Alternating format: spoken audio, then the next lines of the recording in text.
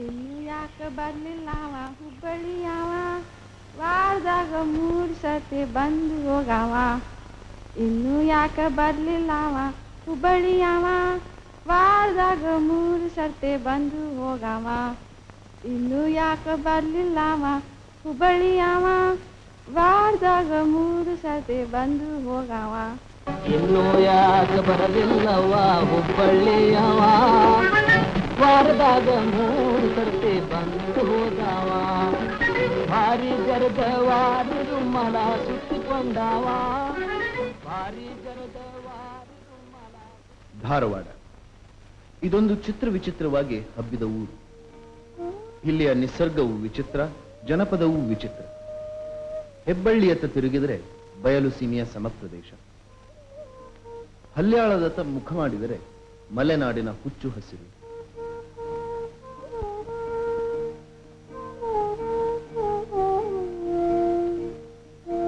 ಹುಬ್ಬಳ್ಳಿ ಕಲಘಟಗಿಗಳ ದಿಕ್ಕಿನಲ್ಲಿ ಗುಡ್ಡುಗಾಡು.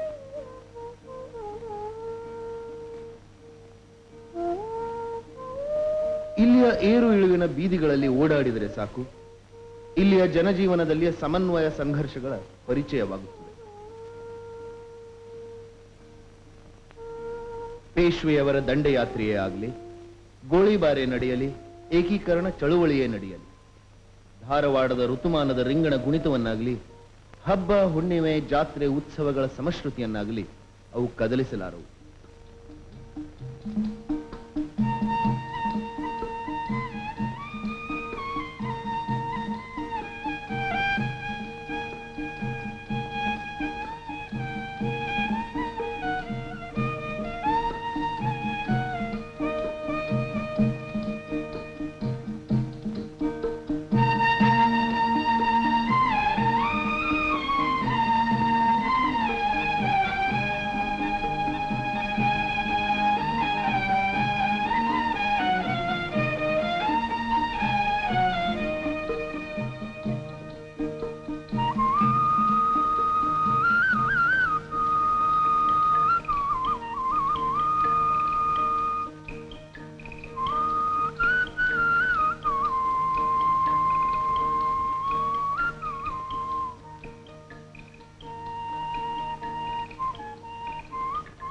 ಬೇಂದ್ರೆಯವರು ಹುಟ್ಟಿ ಬೆಳೆದದ್ದು, ಅವರ ವ್ಯಕ್ತಿತ್ವ ವಿಶಾಲವಾಗಿ ರೂಪುಗೊಂಡದ್ದು ಧಾರವಾಡದ ಮಂಗಳವಾರಪೇಟೆ, ಕಾಮನಕಟ್ಟೆ, ಸಾಧನಕೇರಿಗಳಲ್ಲಿ.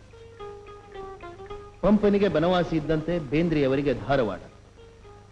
ದೈವ ಅವರನ್ನು ಧಾರವಾಡದಲ್ಲಿ ಹುಟ್ಟಿಸಿ ಬೆಳೆಸಿ ಅವರನ್ನು 16 ವರ್ಷ ಧಾರವಾಡದಿಂದ ದೂರ ಇರುವಂತೆ ಮಾಡಿ ತಿರುಗಿ ಧಾರವಾಡದ ಸಾಧನಕೇರಿಗೆ ತಂದು ಬಿಟ್ಟಿದೆ. ಈ ಘಟನೆಯಲ್ಲಿ ಬೇಂದ್ರೆಯವರು ವಿಧಿಯ ಕೈವಾಡವನ್ನೇ ಕಂಡಿದ್ದಾರೆ ಎನ್ನಬೇಕು. ಬೇಂದ್ರೆಯವರ ಬಹಳಷ್ಟು ಕವಿತೆಗಳು ಧಾರವಾಡದ ವಿವಿಧ ಪರಿಸರಗಳಿಂದ ಹುಟ್ಟಿಕೊಂಡಿವೆ. ಧಾರವಾಡದ ಮಣ್ಣಿಗೂ ಅವುಗಳಿಗೂ ಸಹಜ ಸಂಬಂಧವಿದೆ. ಇಂಥ ಒಂದು ಕವಿತೆ ಅಂದ ತುಂಬಿತ್ತು ಹಾಲಗೇರಿ. ಅಂದ ತುಂಬಿತ್ತು ಹಾಲಗೇರಿ, ತೆರೆ ಮ್ಯಾಲೆ ತೆರೆ ಅಲ್ಲೇ ಇದ್ದ ದತ್ತಾತ್ರೇಯ ಧುರಿ, ಮುಟಿಗೆಯೊಳಗ ಹಿಂಡಿದ ಅರಿವೆ, ತಾಯಿಗೆತ್ತು ಗಾಳಿ ಪರಿವೆ, ಹಿಗ್ಗು ಹರಿವೆ ಹರಿವೆ ತೊರೀತಿತ್ತು ಬಿನ್ನಾಣದ ಬೆಡಗು. ತುಂಬಿದ ಕೊಡ ಬಗಲಾಗಿತ್ತು, ಮೋಡ ಸರಿದು ಹಗಲಾಗಿತ್ತು, ಶ್ರಾವಣದ ಹಸಿರು ನಗಲಾಗಿತ್ತು, ಯಾವುದೋ ಧ್ವನಿ ಮುಗಿಲಾಗಿತ್ತು. ಸಂಧ್ಯಾ ವಂದನೆ ಮುಗಿದಿತ್ತು, ಹೊತ್ತಾಗಿತ್ತು, ಕಾಲರುದ್ರನಿಗೆ ಗೊತ್ತಾಗಿತ್ತು, ಅಂದ ತುಂಬಿತ್ತು ಹಾಲಗೇರಿ.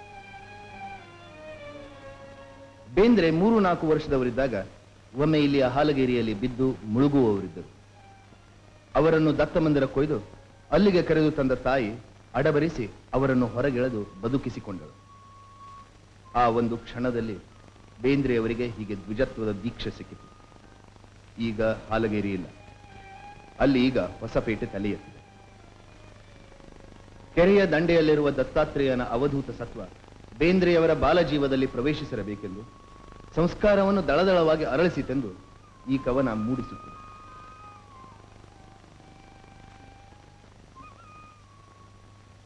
ಬೇಂದ್ರೆಯವರಿಗೆ ಈಗ 76 ವರ್ಷ ವಯಸ್ಸು. ಆದರೂ ತಮ್ಮ ಸುತ್ತಲಿನ ಜೀವನದಲ್ಲಿ, ಪರಿಸರದ ಜನರಲ್ಲಿ, ಘಟನೆಗಳಲ್ಲಿ ಅವರ ಆಸ್ಥೆ ಒಂದಿಷ್ಟು ಕಡಿಮೆಯಾಗಿಲ್ಲ. ಅವರಿಗೆ ಎಲ್ಲರೂ ಆತ್ಮೀಯರು, ಎಲ್ಲರೂ ಪರಿಚಯರು. ಅವರಿಗೆ ಎಲ್ಲದರಲ್ಲಿ ಆಸಕ್ತಿ.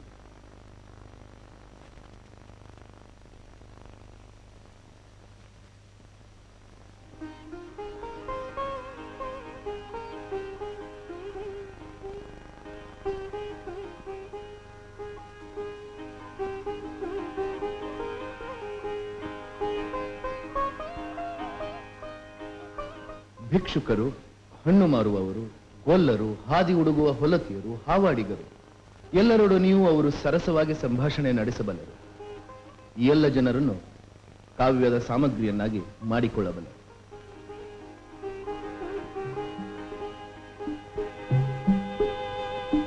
ಟೊಂಕದ ಮ್ಯಾಲ ಕೈಟಗೊಂಡು ಟೊಂಕದ ಮ್ಯಾಲ ಕೈಟಗೊಂಡು ಬಿಂಕದಾಕೆ ಯಾರ ಈಕೆ ಬಿಂಕದಾಕೆ ಯಾರ ಈಕೆ ವಂಕಿ ತೋಳ ತೋರಿಸ್ತಾಳ ವಂಕಿ ತೋಳ ತೋರಿಸ್ತಾಳ ಸುಂಕದ ಕಟ್ಟ್ಯೌಗ ಸುಂಕದ ಕಟ್ಟ್ಯೌಗ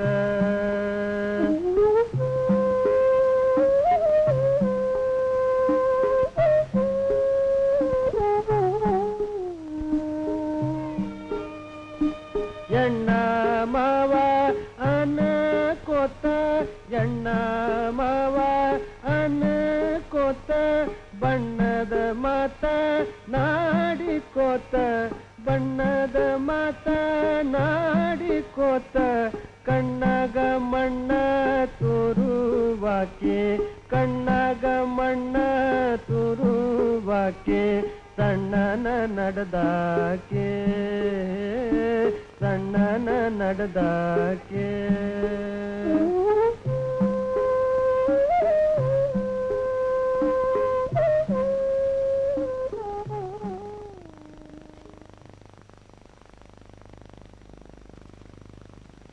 ಬೇಂದ್ರೆಯವರ ಮನೆ ಮಾತು ಮರಾಠಿ, ಆದರೆ ಅವರ ಕಾವ್ಯ ಭಾಷೆ ಕನ್ನಡ. ಈ ಸಂಗತಿ ಧಾರವಾಡಕ್ಕೆ ಹೊಸದೇನೂ ಅಲ್ಲ. ಕನ್ನಡದ ಸಾಂಸ್ಕೃತಿಕ ಪುನರುಜ್ಜೀವನಕ್ಕಾಗಿ ದುಡಿದ ಹಲವಾರು ಮರಾಠಿ ಮನೆತನಗಳು ಇನ್ನೂ ಧಾರವಾಡದಲ್ಲಿವೆ. ಮೊಮ್ಮಗಳು ಪ್ರತಿಮಾ ಹುಟ್ಟಿದಾಗ ಬರೆದ ಒಂದು ಗೀತದಲ್ಲಿ ಒಂದು ಸಾಲು ಮರಾಠಿ, ಇನ್ನೊಂದು ಕನ್ನಡ. ಹುಚ್ಚವ್ವ ಮುಚ್ಚವ್ವ ಬ್ರಹ್ಮಾಂಡ ಬಾಯಿ ಜೋ ಜೋ अंगाई अंगाई म्हणाली आई लाली लाली अंधळा अजीबाई गाणी म्हणणाऱ्यांना पुरसत नाही आरती ಹೆಚ್ಚಿನನತ ನಿನಗೆ ಮಾಮಾಯಿ ಜೋ ಜೋ. ಬೇಂದ್ರೆಯವರು ಕುಟುಂಬ ವತ್ಸಲರು. ಹುಟ್ಟಿದ 9 ಮಕ್ಕಳಲ್ಲಿ 3 ಮಾತ್ರ ದಪ್ಪಿಸಿಕೊಂಡರು. ಸಾವಿನ ಅನುಭವ ಅವರ ಜೀವನದ ರುಚಿಯನ್ನು ಕಹಿಗೊಳಿಸಿದೆ.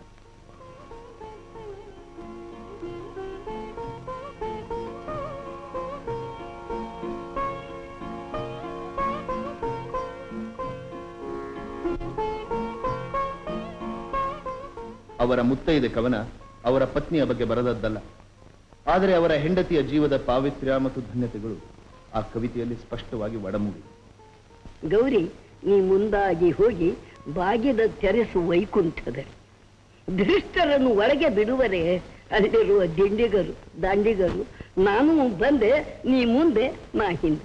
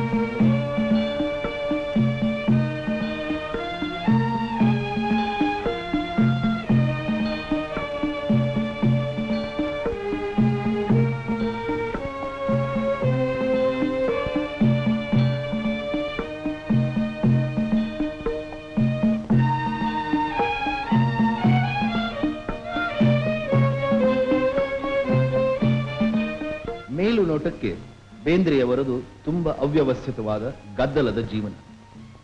ಸಾಧನಕೇರಿ ಅವರ ಮನೆಯಲ್ಲಿ ಅಪಾರವಾದ ಗ್ರಂಥರಾಶಿಯ ನಡುವೆ ಕಾವ್ಯದ ಗುಂಗಿನಲ್ಲಿಯೋ ಹರಟೆಯ ಏರಿಕೆಯಲ್ಲಿಯೋ ಅವರು ಹಾಸು ಹೊಯ್ಯುವುದನ್ನು ಕಾಣಬೇಕು.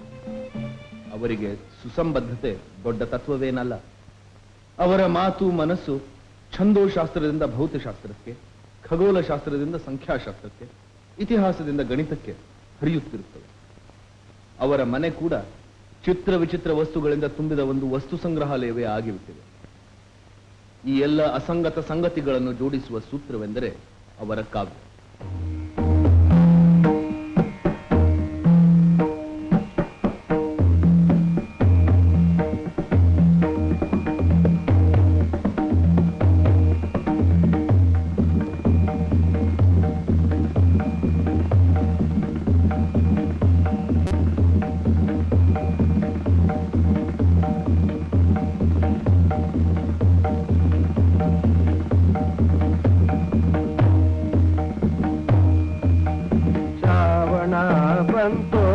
ಶ್ರಾವಣ ಬಂತು ಕಾಡಿಗೆ, ಬಂತು ನಾಡಿಗೆ, ಬಂತು ಬೀಡಿಗೆ. ಶ್ರಾವಣ ಬಂತು, ಶ್ರಾವಣ ಬಂತು.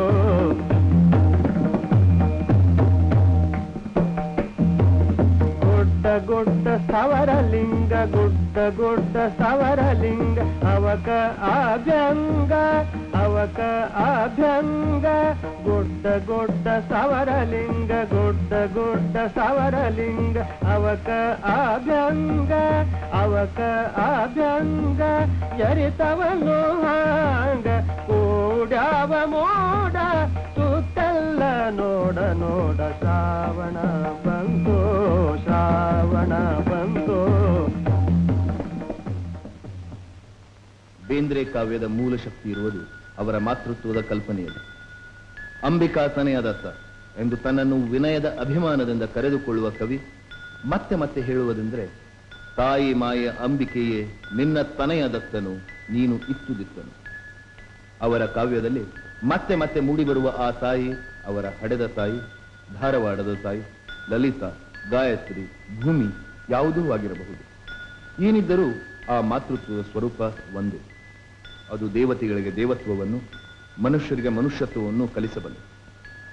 ಗಂಡಿನ ಜೀವವನ್ನು ಬಾಳೆ ಮೀನದ ಹಾಗೆ ಆಡಿಸುವ ಹೆಣ್ಣಿನ ಮಾಯಾಶಕ್ತಿ ಕೂಡ ಈ ಮಾತೃತ್ವದ ಲೀಲೆಯೇ. ಸೃಷ್ಟಿಯ ವ್ಯವಸ್ಥೆ ಅದರ ಹೊಣೆಯಾಗಿದೆ. ಸೌಂದರ್ಯ, ಪ್ರೀತಿ, ಸಂಸ್ಕೃತಿ ಇವು ಹೆಣ್ಣು ಪ್ರತಿನಿಧಿಸುವ ಮೌಲ್ಯಗಳಾಗಿವೆ.